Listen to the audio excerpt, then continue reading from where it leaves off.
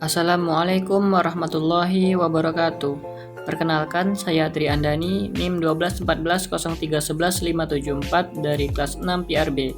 Saya akan mempresentasikan seminar proposal penelitian saya yang berjudul Komunikasi Pemasaran CP Heri Motorindo Mandiri Peranap dalam mempertahankan loyalitas pelanggan. Untuk latar belakang, menurut SIM, IMC Komunikasi Pemasaran Terpadu adalah proses pengembangan dan penerapan berbagai program komunikasi persuasif secara berkelanjutan kepada pelanggan dan calon pelanggan. Salah satu fungsi dari IMC adalah untuk membangun dan mempertahankan loyalitas pelanggan. Konsumen menuding PT Astra Honda Motor memproduksi produk catat. Beberapa pemilik sepeda motor matic Honda seperti Honda Beat, Honda Scoopy, dan Honda Vario 160 mengeluhkan munculnya karat pada bagian undercarriage kendaraannya. Publik dihebohkan dengan kasus patahnya rangka ESAP atau sasis sepeda motor Honda.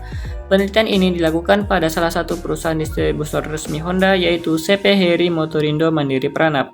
Berdasarkan permasalahan di atas, peneliti tertarik untuk mengangkat judul penelitian skripsi Komunikasi Pemasaran CP Heri Motorindo Mandiri Peranap dalam mempertahankan loyalitas pelanggan.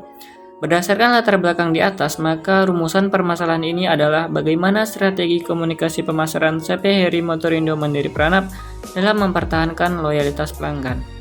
Berdasarkan rumusan masalah di atas, maka tujuan penelitian ini adalah untuk memahami strategi komunikasi pemasaran yang dilakukan CP Heri Motorindo Mandiri Peranap dalam mempertahankan loyalitas pelanggan terhadap sepeda motor Honda.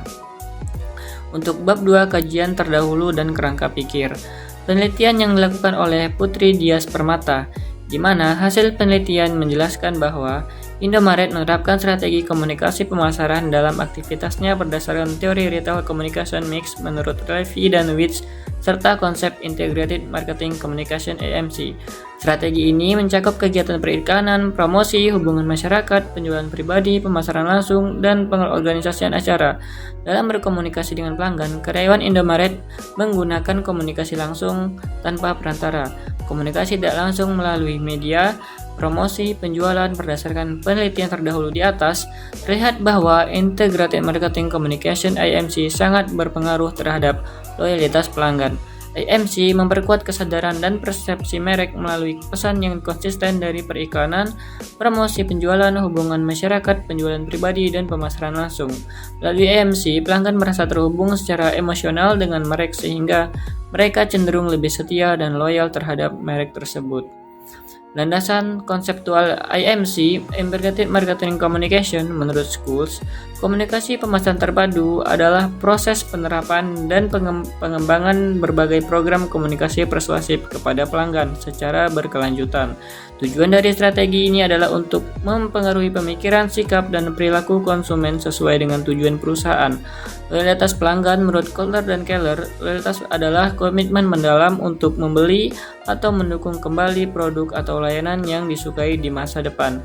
Meskipun ada pengaruh situasional dan upaya pemasaran yang mungkin menyebabkan pelanggan beralih, hubungan IMC dengan loyalitas pelanggan komunikasi pemasaran terpadu, IMC adalah pendekatan strategis pemasaran yang berfokus pada koherensi dan konsistensi pesan pemasaran di berbagai saluran komunikasi IMC, mencakup berbagai elemen promosi seperti periklanan, penjualan langsung, promosi penjualan, hubungan masyarakat, dan pemasaran langsung. Penelitian menunjukkan bahwa IMC berperan penting dalam membangun loyalitas pelanggan. Loyalitas pelanggan merupakan komitmen pelanggan untuk terus terhubung dengan merek atau perusahaan tertentu dan sering ditunjukkan melalui pembelian berulang. Berikut ini adalah kerangka pikir dari penelitian komunikasi pemasaran CP Heri Motorindo Mandiri Peranap dalam mempertahankan loyalitas pelanggan. Untuk bab 3 yakni metodologi penelitian. Jenis penelitian berdasarkan masalah, maka penelitian ini lebih tepatnya berjenis kualitatif. Penelitian kualitatif adalah jenis penelitian dan pemahaman berdasarkan metodologi yang menyelidiki fenomena sosial dan masalah manusia. Metode yang digunakan dalam penelitian ini adalah deskriptif. Metode deskriptif akan mencakup analisis dampak sosial dari kejadian ini, seperti bagaimana insiden tersebut mempengaruhi loyalitas pelanggan terhadap rangka ESAP. Kemudian sumber data penelitian, data primer. Data primer merupakan informasi yang diperoleh langsung dari penelitian melalui observasi, wawancara, dan dokumentasi. Kemudian data sekunder. Data sekunder merupakan informasi yang diperoleh secara tidak langsung. Data sekunder dapat didapat melalui dokumentasi yang ada dan dari data berbagai sumber terkait. Kemudian informan penelitian, ada Amril Ewan kepala cabang, kemudian Helda Mayasari sebagai kasir, Amelia counter sales. Kemudian teknik pengumpulan data. Wawancara dalam penelitian ini, teknis wawancara yang digunakan yaitu interaksi tatap muka langsung dengan memberikan pertanyaan penelitian kepada informan CP Heri Motorindo Mandiri Pranap. Observasi dalam penelitian ini, teknis observasi yang digunakan yaitu dengan mengamati komunikasi pemasaran CP Heri Motorindo Mandiri Pranap, melihat seluruh aspek dari kegiatan komunikasi pemasaran untuk mengumpulkan fakta dan data yang digunakan untuk menarik kesimpulan. Kemudian terakhir dokumentasi. Dalam penelitian ini, teknis dokumentasi yang digunakan yaitu dengan memperoleh dari dokumen atau arsip yang dimiliki oleh CP Heri Motorindo Mandiri Pranap, bisa berupa tulisan, gambar, atau karya yang sudah ada. Kemudian validitas data. Dan dalam penelitian ini, peneliti menggunakan validitas triangulasi sumber. Alasan digunakan triangulasi sumber ini adalah untuk memastikan data yang dikumpulkan akurat dan dapat dipercaya. Dengan menggunakan data dari observasi, wawancara mendalam, dan dokumentasi, peneliti dapat memastikan bahwa temuan penelitian mencerminkan kenyataan di lapangan dengan lebih baik. Kemudian teknik analisis data.